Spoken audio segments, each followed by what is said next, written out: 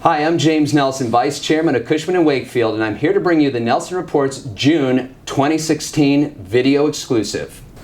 I'm here with George Yerrall, who's Chief Investment Officer of River Oak Investment Corp. Good morning, George. How are you? James, I'm fine, and thanks for having me. Well, thanks for joining us.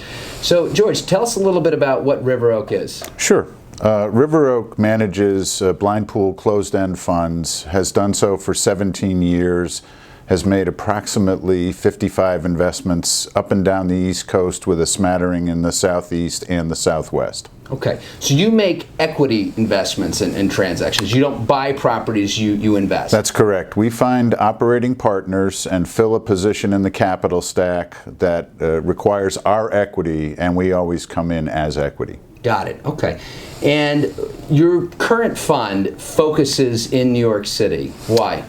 We made the decision post-recession that both the size and the vibrancy of the New York City market, along with its resilience, made it an ideal location to do what it is that we do. Got it. And the type of investments that you look for are value add. Can you talk a little bit about why that's important? Sure. They're value add in that the building already exists, but it's being either repurposed as a different type of building or renovated as the type of building that it is, but modernized. Both of those scenarios typically require significant cash with an eye towards creating level, stable cash flow when that repositioning is completed. Great. And we're coming off a record year for New York City. Last year there was $74.5 billion of sales. Pricing, once again at all-time highs. It seems like every year we're saying all-time highs. Why is your fund still looking to invest today in New York? We see opportunity in a variety of places, and not to be comprehensive, but that list would include housing in general in the 5 boroughs where the population is expected to rise by 1 million people to 2030.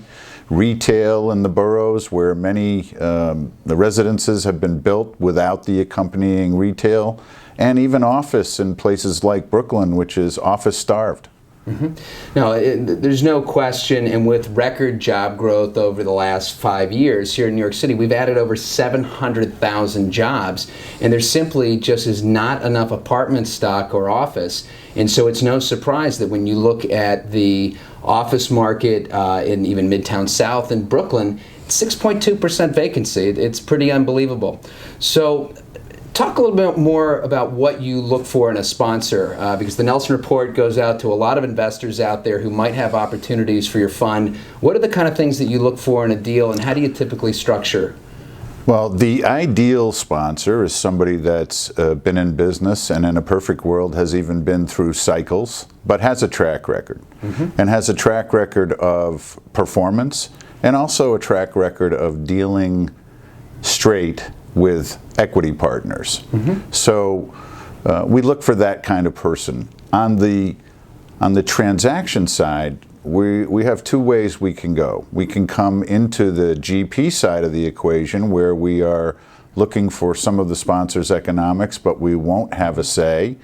And more typically, we look to be the large LP in a transaction where we're going pari passu with a sponsor on a preferred basis, and then a disproportionate amount above the preferred return would go to the sponsor. Got it.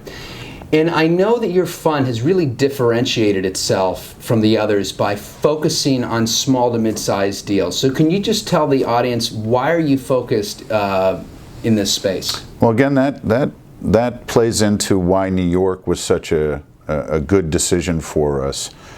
The preponderance of transactions in New York are below $35 million in gross capitalization, and that's where we focus.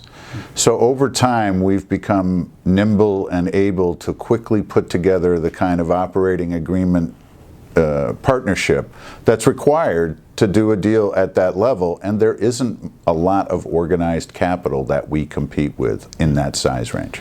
Yeah, the audience might not be surprised, but in New York City last year there was roughly 5,000 sales that took place, and 92% of them were under $50 million.